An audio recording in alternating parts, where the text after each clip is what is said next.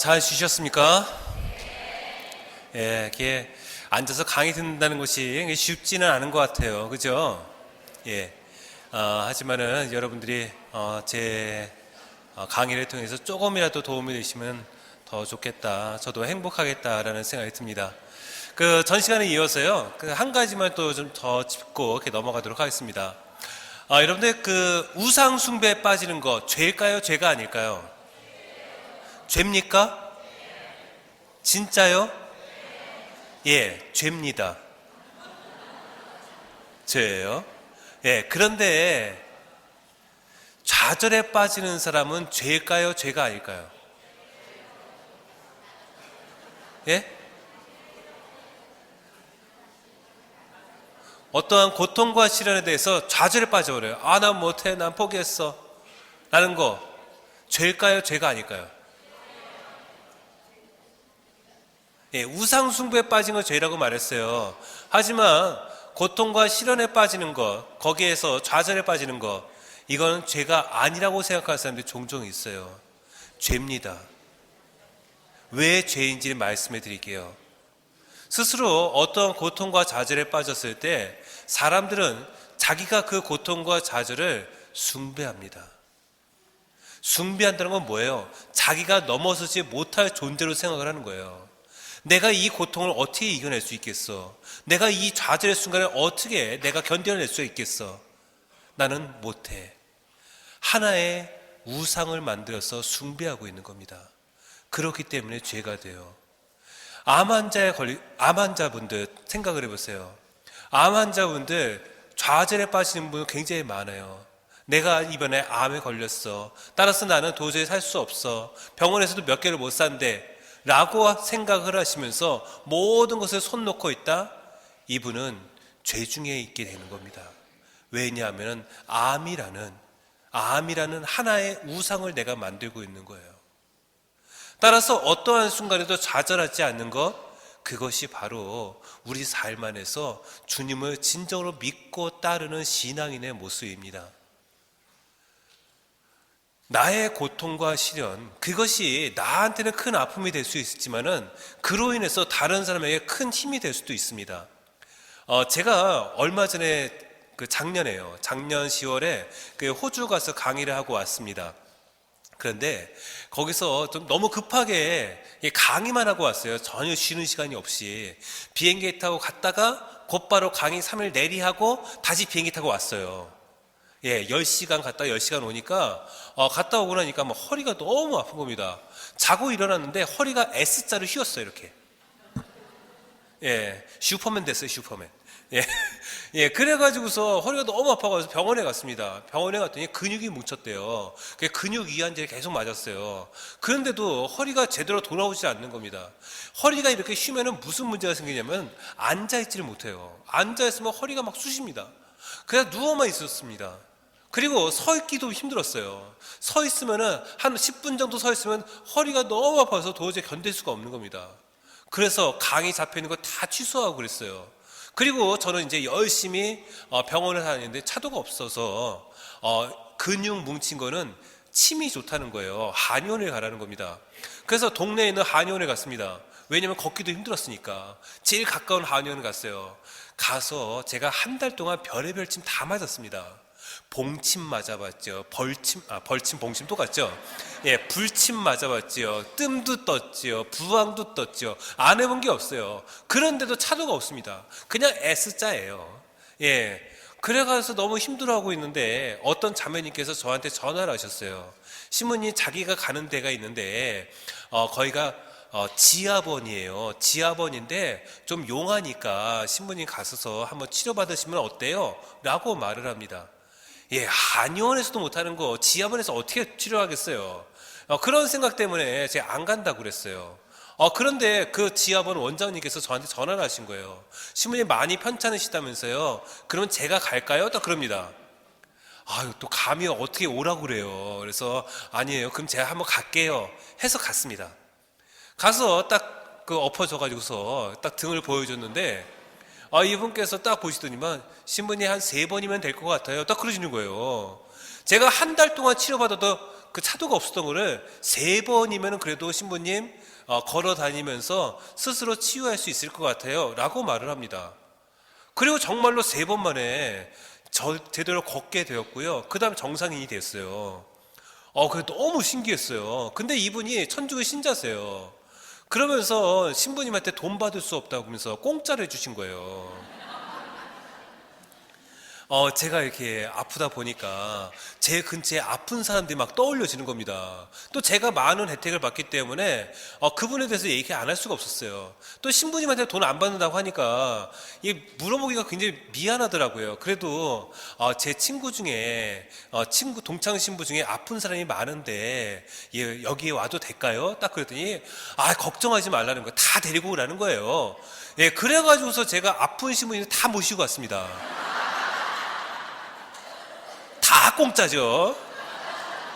이러고 나니까 신부님들뿐만 아니라 제가 수녀님들 많이 알아요.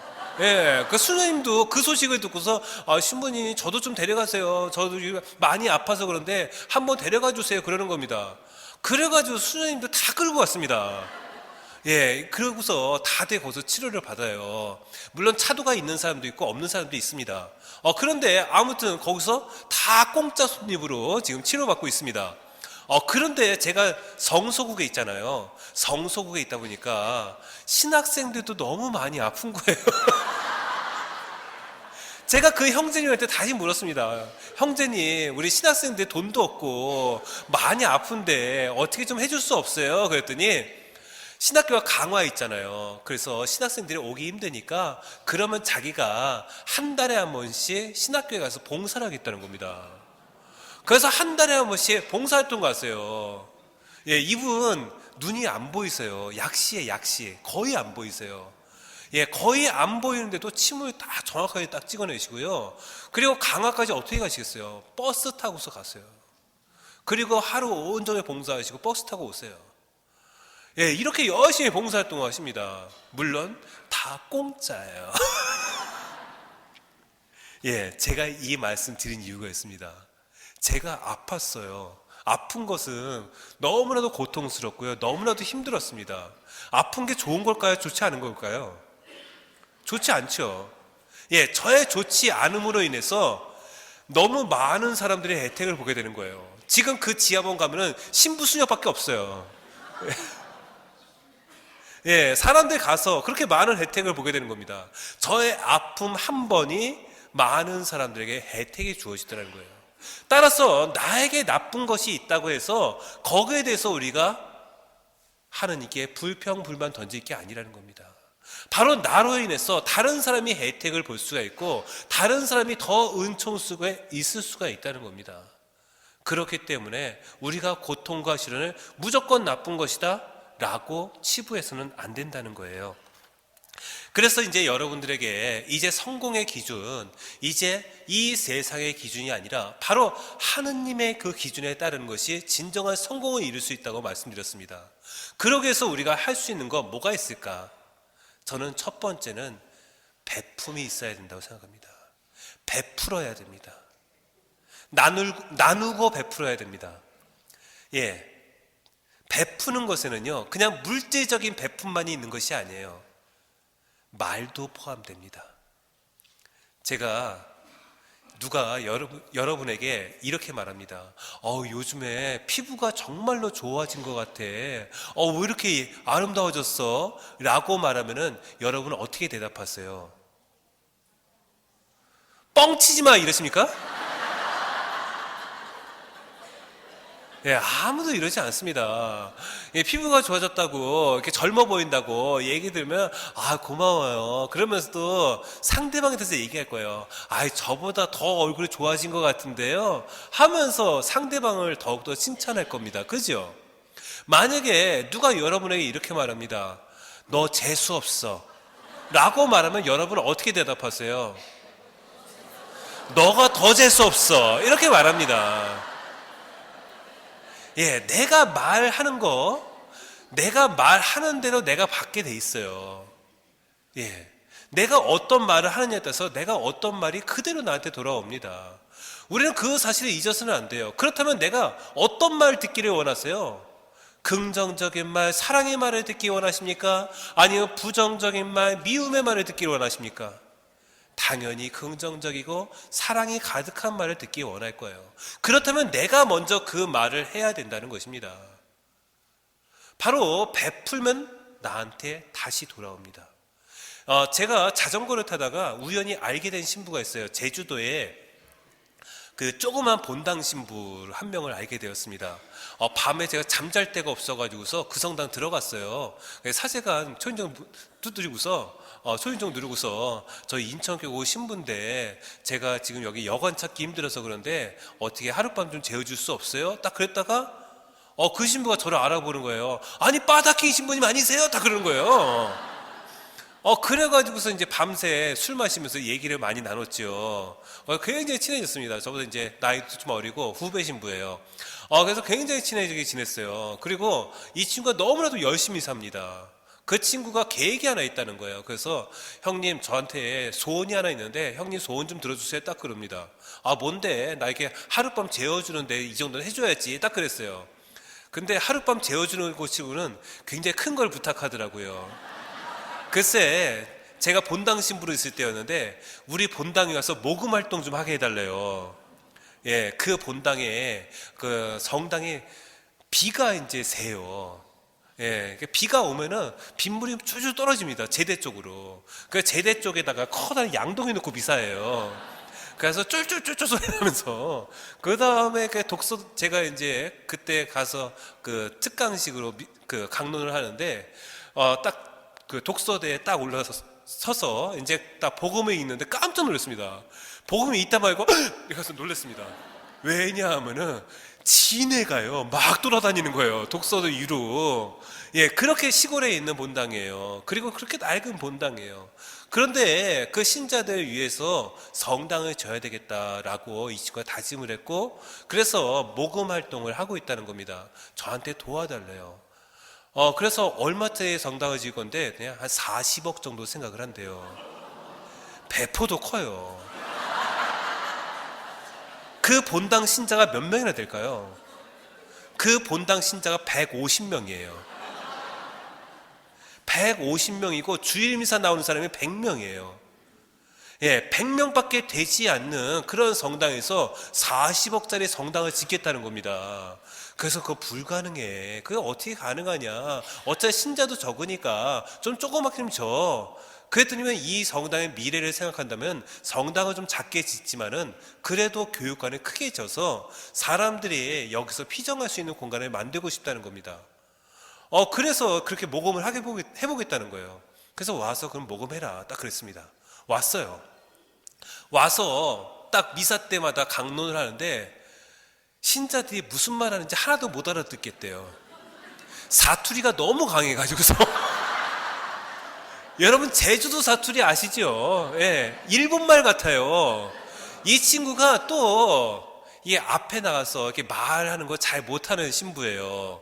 그러다 보니까 또 신자들이 항상 100명 신자 모셔다 놓고서 미사하다가 갑자기 6,000명, 그러니까 보통 한 미사에 한 500명 이상씩 오시니까 그 미사에 딱 오니까 얼은 거예요. 얼다 보니까 말이 더 빨라져가지고서 무슨 말 하는지 하나도 모르겠다는 겁니다.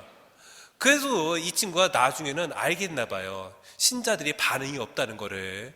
그래서 이 친구가 작전을 바꿨더라고요.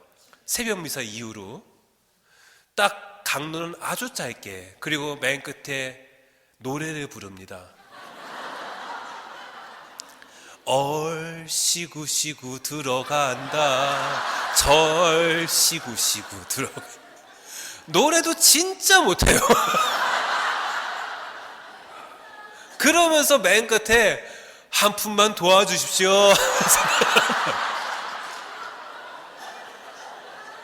그래서 제가 이렇게 말했어요. 제가 공지사항 때 얘기를 안 할 수가 없었습니다.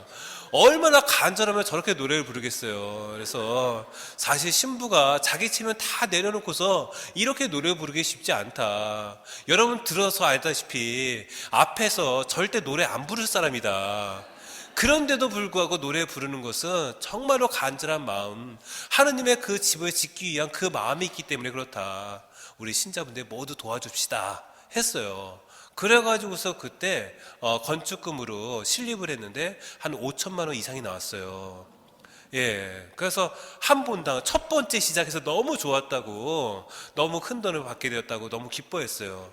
근데 여러분들 그 실립금이란 게 참 웃깁니다. 그거 안 내도요, 예, 쇠고랑 차지 않아요. 예, 누가 뭐라고 하지 않습니다. 처음에 실리금 쓰고서 그냥 약속한 거니까 뭐 내가 경제적인 상황이 안 좋아지면은 안 낼 수도 있는 거잖아요. 그런데 제가 있던 본당 신자분들이 다 모든 실리금을 다 내셨어요. 왜냐하면 그 본당에서 그 신부가 어떻게 하냐면요, 잊혀질만 하면 뭔가를 보내요. 잊혀질만 하면 고사리를 보냅니다. 우리 신자들과 함께 한라산에서 고사리 땄어요 하면서 보내고요.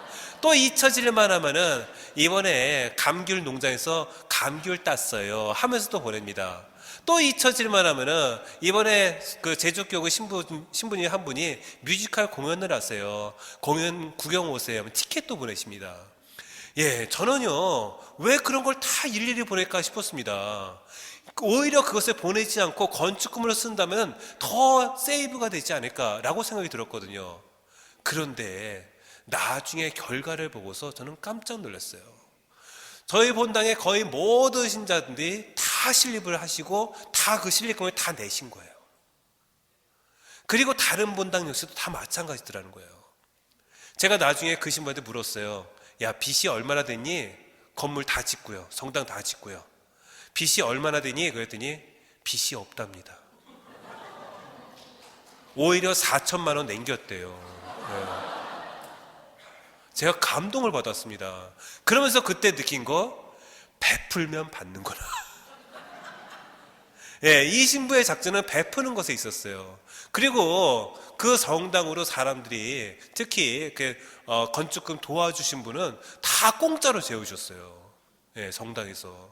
꼭 제주도에서 하룻밤 자는 것도 꽤 비싸잖아요. 근데 그걸 다 공짜로 자게 하고, 그러다 보니까 사람들이 그곳에 다 많이 찾아오십니다. 찾아오셔서 그냥 가겠습니까?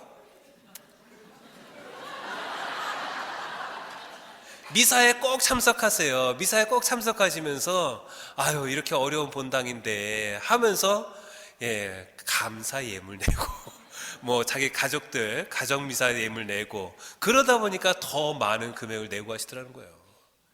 예, 그래서 그 본당에 2년 동안에 40억을 다 모으고 2년 동안에 그 빚을 다 갚은 거예요. 저는 그 모습 보면서 정말 베푸는 것이 오히려 남는 장사구나. 우리 하나님께서도 우리에게 이런 것들을 원하시는 것이 아닌가라는 생각이 듭니다. 따라서 하나님께서 우리에게 항상 힘주어서 하신 말씀, 사랑하라고 말씀하셨어요. 원수까지도 사랑하라고 말씀하셨어요. 왜 사랑하라고 할까요? 그 원수가 예뻐서? 아닙니다. 내가 사랑을 하면 내가 사랑을 받기 때문에 그렇습니다. 그렇기 때문에 나를 정말로 사랑하시는 주님께서 바로 나를 위해서 사랑하라고 말씀하시는 거예요. 그래서 첫 번째는 베풉시다. 그리고 두 번째는요, 내가 축복과 행복을 받는 이유를 항상 곰곰이 생각해 보세요. 어떤 아이가 있었습니다. 이 아이가요, 치아가 고르질 못해요. 치아가 고르지 못해가지고서 엄마한테 얘기합니다. 엄마, 나 치아가 고르지 못해서 그런데 이번에 치아 교정 좀 해줘요. 딱 그럽니다. 그러자 어머니가 답을 하세요. 요즘에 집에 돈이 없어. 그러니까 나중에 해줄게. 딱 그럽니다. 그 아이가 다시 말합니다. 엄마, 애들이 놀린단 말이야. 나 치아 교정 좀 해줘요. 엄마가 다시 말합니다. 진짜로 돈이 없어. 나중에 해줄게. 이 아이가 다시 말합니다. 엄마 그러지 말고 진짜로 해줘요. 엄마가 자꾸만 들으니까 화가 나잖아요. 돈 없다니까! 라고 말합니다. 그러자 이 아이가 정색을 하면서 말합니다. 엄마 아빠가 날 이렇게 만들었으면 끝까지 책임져야지. 그러자 어머니께서 이렇게 말씀하세요. 너 말 똑바로 해. 너 태어날 땐 이빨 없었어.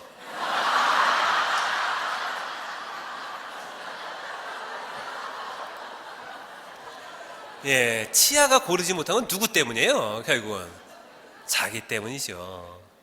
그런데 우리들은 자신이 잘못됐다는 것은 전혀 인정하지 않습니다. 자신에게 어떠한 불행이 찾아올 때는 항상 운명을 탓을 해요.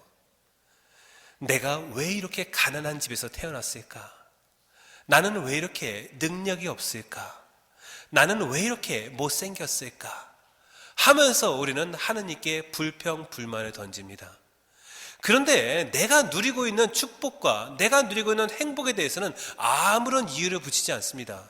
내가 지금 이 자리에 앉아 있다는 거, 그리고 내가 지금 이렇게 살아 숨쉬고 있다는 거, 내가 사랑하는 가족과 있다는 거, 내가 많은 사람과 만나고 있다는 거, 그 모든 것에 대해서는 내가 당연하게 누릴 것으로 생각하고 있다는 겁니다. 만약에 내가 하느님께 내가 불행한 이유를 묻는다면은 내가 행복한 이유에 대해서도 물어야 되는 것이 아닌가 싶어요. 여러분, 그 아서 애쉬라는 테니스 선수를 아실지 모르겠어요. 미국의 그 흑인으로서 아주 유명한 테니스 선수입니다. 이 선수가 윈블던 대회에서 흑인으로서는 최초로 우승을 하신 분이었어요. 근데 이분이 1983년도인가요? 폐 수술을 받다가 수혈을 받았는데 글쎄 에이즈 환자의 피를 수혈받은 거예요. 그래서 이분이 1993년도에 에이즈로 돌아가셨습니다. 예. 그런데 그 에이즈로 돌아가시기 전까지 얼마나 많은 활동을 했는지 몰라요. 특히 흑인의 인권 향상을 위해서 정말로 자신의 모든 것을 쏟아부었습니다. 그리고 이제 1993년 돌아가시기 직전에 한 기자가 찾아와서 묻습니다. 당신은 이렇게 훌륭한 일을 많이 하고 앞으로도 할 일이 많은데 하느님께서 이렇게 데려가시는 그 사실에 대해서 하느님이 원망스럽지 않습니까? 라는 질문을 던졌습니다. 그때 아서 애쉬가 이렇게 답변했습니다. 저는 제가 윈블던 대회에서 우승했을 때 왜 나지? 라는 질문을 던지지 않았습니다. 따라서 내가 이렇게 에이즈로 죽게 된다고 해서 하느님께 왜 나지?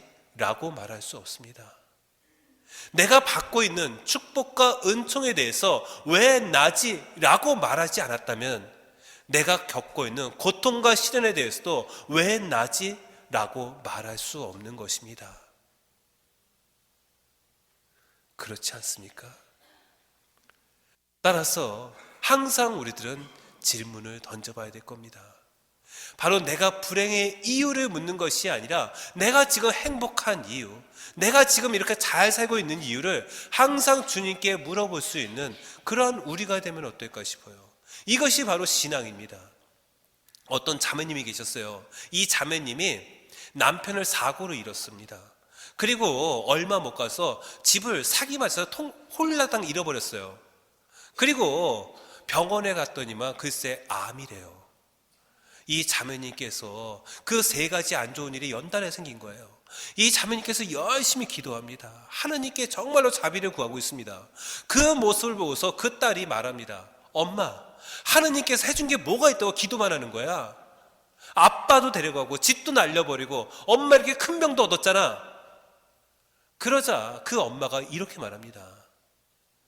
아빠를 잃어서 너무나도 슬프고, 그리고 집을 잃어버려서 너무나도 억울하고, 그리고 내가 이렇게 큰 병까지 얻어서 너무나도 아프단다.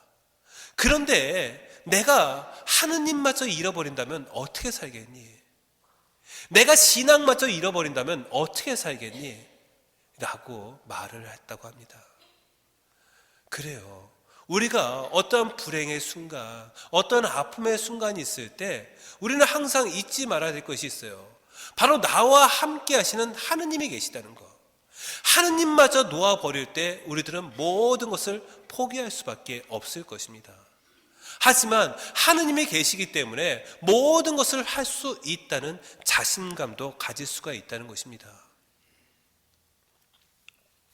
그래서 여러분들에게 이러한 질문들 하나님께 한번 던져보세요. 하느님, 정말로 이상해요.